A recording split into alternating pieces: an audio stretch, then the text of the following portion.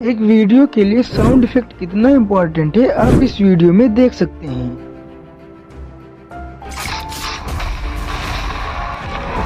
तो चलिए जानते हैं कि ऐसे साउंड इफेक्ट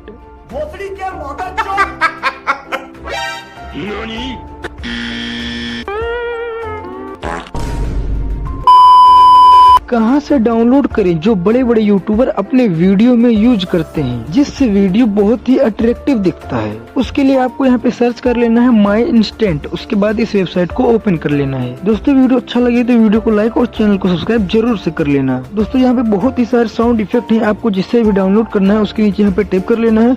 उसके बाद नीचे आपको यहाँ पे डाउनलोड का ऑप्शन दिख जाएगा, उसके बाद डाउनलोड होके आपके म्यूजिक में आ जाएगा।